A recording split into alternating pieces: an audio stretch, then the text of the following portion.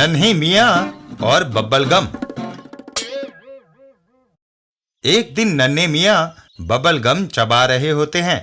अचानक जाने उन्हें क्या सूझता है। देखो, मैं कितना बड़ा गुब्बारा बनाता हूँ। बनाओ भैया। नन्हे मियां गुब्बारा बनाना शुरू करते हैं और वह गुब्बारे को फुलाते ही चले जाते हैं। अबे मत कर। परिणाम स्वरूप गुब्बारा फूट जाता है और सारी बबल गम नन्हे मियां के मुंह पर चिपक जाती है। ओफो! हैं?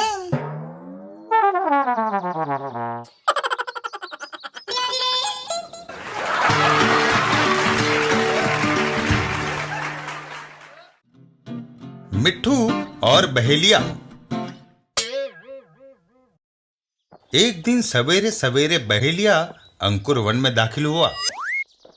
चिड़ियां अपने घोंसलों से निकलकर इधर उधर उड़ने लगी थी और चारों तरफ उनकी चहचहाट बिखरी हुई थी। बहेलिया ने वह सुंदर दृश्य देखा। वाह, कितनी सुंदर चिड़िया है। और फिर उसने वहीं अपना जाल लगा दिया। मैं सब चिड़ियों को पकड़ूंगा। हा, हा, हा, मजा आ जाएगा। और जाल की रस्सी पकड़कर वह झाड़ियों के पीछे आ गया। अब मुझे छुप जाना चाहिए। फिर आराम से एक पेड़ के नीचे लेट गया। थक गया हूँ, कुछ देर आराम कर लूं। लेकिन थोड़ी देर में वह गहरी नींद सो गया।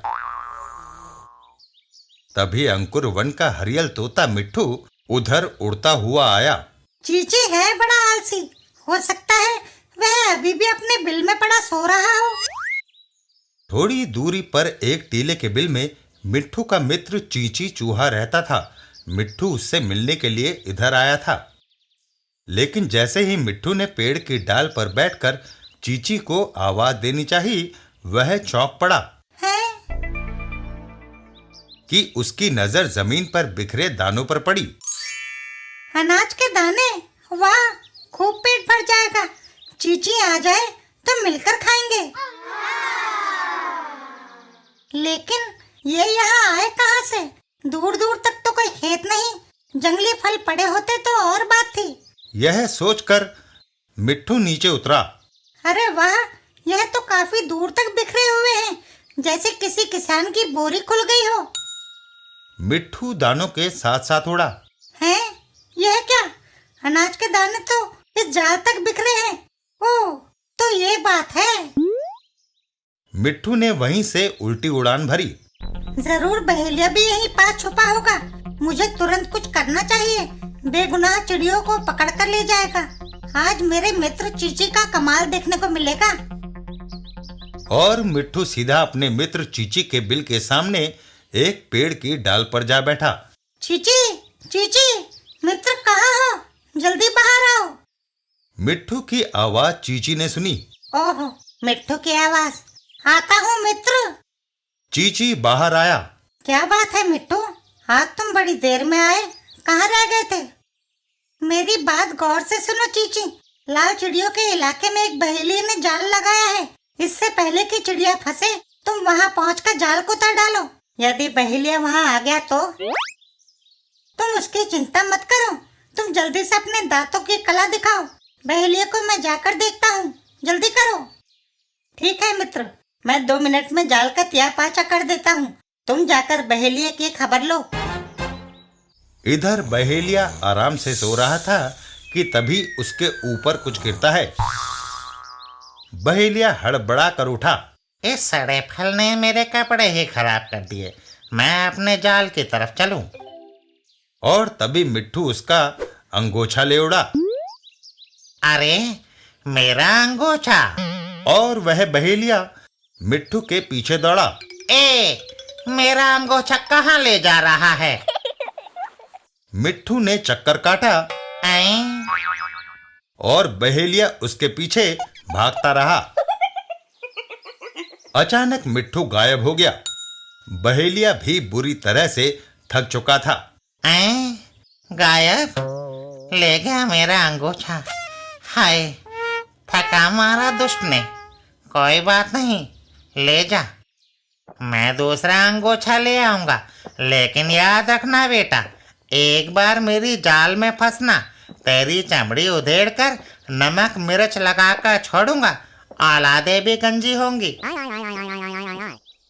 और जब वह उसी स्थान पर आया जहां जाल लगा था। हाय, मेरा जाल, उसे ये क्या हुआ? मैं तो बर्बाद हो गया।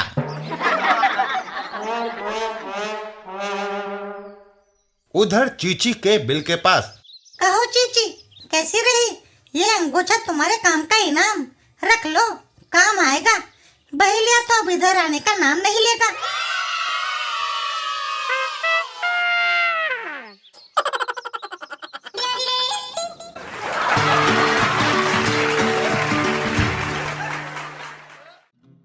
रमन और बनारसी दास।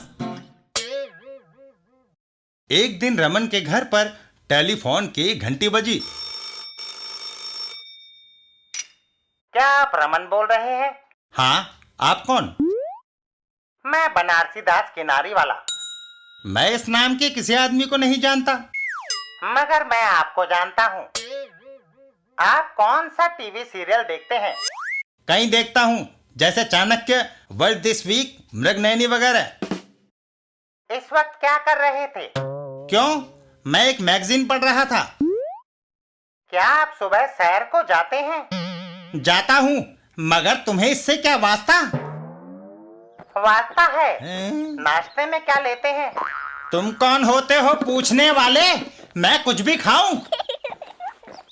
तभी हमारे मकान मालिक डोलड्रम आए हैं।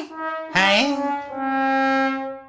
बनारसी दास किनारी वाले को मैंने ही कहा था कि तुम्हें टेलीफोन पर व्यस्त रखे, ताकि मैं तुम्हें पकड़ सकूं और अपना किराया वसूल कर सकूं।